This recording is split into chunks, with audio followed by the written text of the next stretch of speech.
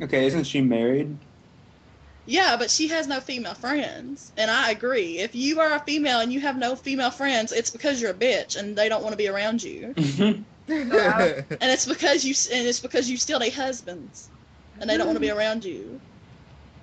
Hence her initial comment of "you're a homewrecker." She would be like, "Don't hate me because you ain't me, Chelsea."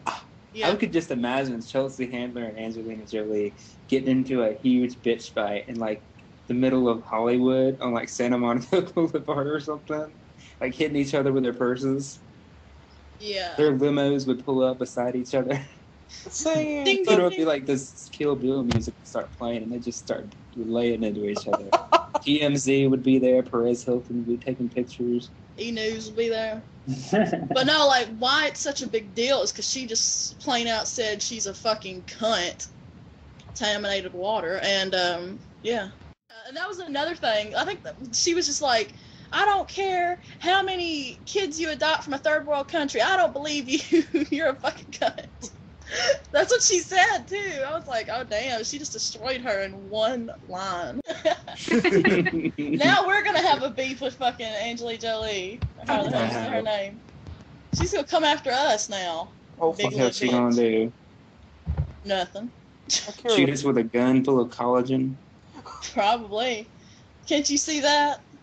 She'll just have a personal vendetta against all of us. Like, she'll just be tracking us down, shooting collagen at us. With a needle gun. Like one of her characters in one of them action movies. She would think she was straight out of some Wanted or whatever the hell that movie was called. That was a rip of The Matrix that I fucking hated. With that sideways shooting bullet shit. These movies are like so not important because like we just don't know who she is. And she's or she'd come at you like some Mr. and Mrs. Smith shit. That movie was actually kind of entertaining, I'm not even gonna lie. Yes. Oh, did you know there was censoring of art? I can't remember, somewhere in D.C., Republican group, of course the Republicans, came together and censored some art from a gay artist. And I don't even think there was any nudity in it. It was just kind of like some sexual innuendo or suggestive content. And I'm just like, really? We've got the government censoring art now? That pissed me off. Oh, didn't you have something about, what was it, Eagle or something? Yes, the Eagle raid. Okay, I guess this will be our final, unless y'all want to talk about anything else. I think that's a good final to end on, to be quite honest. Okay, so the grand finale is a story out of my hometown, Atlanta, Georgia. In September of 2009, there's a gay bar called the Atlanta Eagle. The Atlanta Police Department has this unit called the Reg Dog Unit, and their job is to go after like gang activity and drugs and stuff like that. They raided the Eagle. There were 62 patrons in there, plus a few employees and the owner himself, who actually lives in an apartment on the upstairs part of the bar. They busted in there, told everybody to get on the floor, started saying, derogatory slurs and making threats, and they were just really abusive towards the patrons in there, and nobody in there was participating in any kind of drug or illegal activities anyways.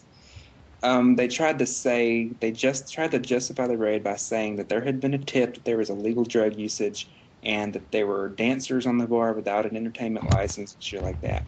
Stuff that really didn't call for being violent against the patrons like they were. So this lawsuit has been going on for about a year now, and the Atlanta Eagle won the settlement. And now the city of Atlanta has to pay over $1.2 million to the owner for the trouble caused. And I was so happy when I found out about this on the news, because I'm just like, this is a real victory, because I remember going to the City Hall rally. It was like last September or October, right before it started flooding real bad around the Atlanta area. And Minerva, you remember that, when we had the flooding problems, raining like hell that day. Everybody was still out there with their umbrellas at City Hall. And so, the charges were dropped against the 8 employees of the bar. And I've actually been in this place before.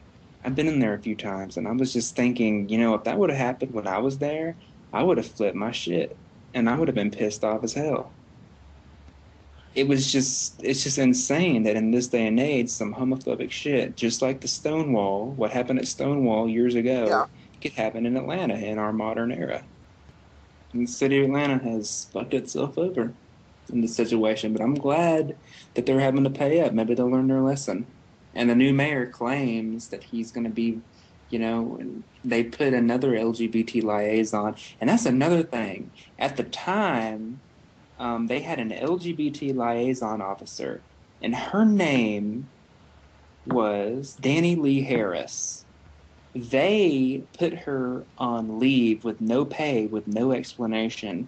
And this happened after. Now, I was at a Queer Justice League meeting when I was learning about this. A local activist who has her own radio show in Atlanta was talking about this at the meeting. And she said that, there was an incident with a civilian where some homophobic language was involved, and Danny Lee Harris was forced to defend herself.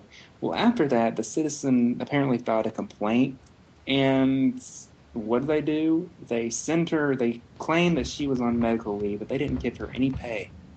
I'm talking about like probably 6 months or more without payment. They put her on some kind of unspecified medical leave with no explanation. Okay.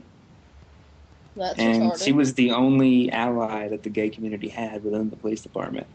So yeah, there's definitely some homophobia going on. And then now we have two. There's two LGBT liaison officers. We've got new command, new mayor, and they were trying to make things right.